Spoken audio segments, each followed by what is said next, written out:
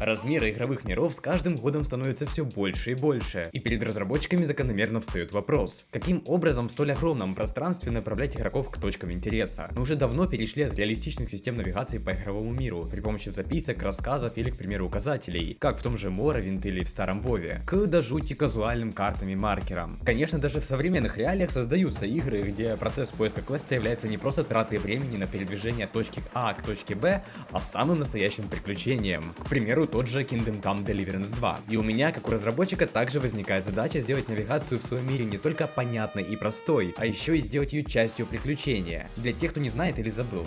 Я делаю игру про автодом, в которой вам предстоит отправиться в путешествие по условно открытому миру в компании нескольких своих друзей. Почему условно открытом? Да потому что в угоду оптимизации игра будет поделена на зоны, как в Pacific Drive. И при этом всем игра будет обязательно кооперативной. По-хорошему, механики навигации должны обыгрывать данную особенность. То бишь не просто условная карта или текст, направляющий игроков, а целая система, взаимодействующая не только с элементами внутри себя, а еще и с несколькими игроками. К примеру, некое устройство, выводящее на экран изображение угрозы. Насколько оно будет точным и четким, зависит от угла поворота антенны, находящейся на крыше автодома, к которой нужно еще и добраться, рискуя быть атакованным чем-то извне, и повернуть вручную. При этом качество сигнала будет настраиваться на отдельные приблудия, фильтрующие этот самый сигнал. И в итоге у нас получается нечто, вынуждающее не только напрячь немного мозг, а и подталкивающее игроков к кооперации. То есть перед встречей с потенциальной опасностью вы, конечно, опционально, можете пройти процесс, так скажем, верификации объекта, и только потом решать, стоит ли вам выдвигаться на точку, или в тупую, вооружившись гаечным ключом, пойти и отпиздить потенциального неприятеля. Хочется сделать что-то наподобие процесса вычисления архетипа призраков в плазмофобии. Но согласись, постоянно крутить антенны и ловить сигналы радиопомех,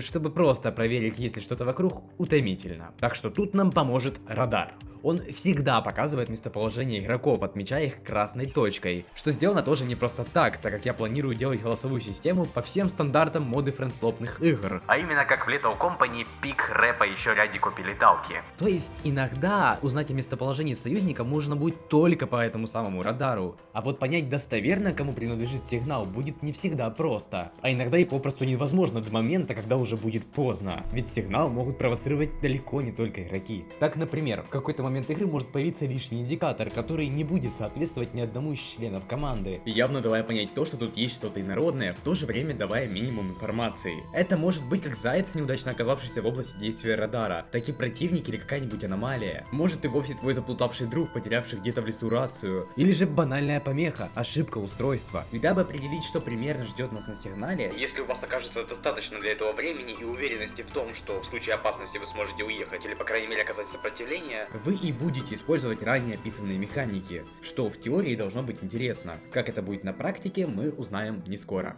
Так как на сегодняшний день мой проект даже демкой назвать сложно. В нем мало что реализовано. Так, к примеру, из всех вышеперечисленных идей у меня есть только радар. Так как мало того, что я посчитал его обязательным атрибутом своей игры, так еще и успел сделать. Остальные же устройства будут проходить через процесс критики в комментариях. Можешь написать, что думаешь по поводу моей идеи, или написать свою, которую я впоследствии скоммунижу. Главное, не забывай о том, что сейчас я описываю не окончательную идею или систему, так как в ней на данный момент кучу недочетов и простых «а если бы ДДКБ». Отдельная большая проблема в моей игре — это смерть игрока. На данный момент у меня буквально нет идей того, как реализовать эту механику, которая безусловно должна быть, чтобы в принципе присутствовал риск потери чего-либо. Но в то же время мне сложно представить, как сделать так, чтобы смерть ощущалась критичным провалом, как в Lethal Company, но в то же время почивший игрок был способен как-то продолжать игровой процесс, не оставаясь по полчаса на экране ожидания до тех пор, пока его тем или иным образом не воскресят. Как, к примеру, в Клете, где смерть заставляет тебя уйти в АФК на добрые половину часа, что делает игру до омерзения скучной. В Lethal Company, в свою очередь, это скрашивается тем, что ты можешь наблюдать за другими игроками, у которых всегда происходит что-то интересное, и вынужден ты делать это не особо долго даже после смерти, так как игровой день длится всего лишь около 11 минут, после чего корабль предательски улетает, завершая рабочий день. То есть от старости ты не умрешь, ожидая, пока тебе вновь вернут управление аватаром, что все еще ощущается как наказание скукой. движухой. Ну а судя по всему, если все же избегать режима спектейтера, то мне придется заново переизобрести велосипед, так как аналогов в сетевых играх я не видел. Ну а оставлю это на один из грядущих девлогов, так как эти механики я внедрю не скоро, хотя услышать твои предложения мне все же интересно. Также в сегодняшнем видео будет справедливо с моей стороны упомянуть уже сделанные механики в игре, такие как выращивание растений, подбор предметов и постепенное увеличение детализации дома на колесах. Но на это я выделю, естественно, отдельный девлог, так как не хочется все-таки превращать видео в так называемое обо всем и ни о чем. Также можешь глянуть предыдущий девлог или же перейти в мою телегу, там я делаю периодически посты по игре. А на этом на сегодня все, посему не смею задерживать.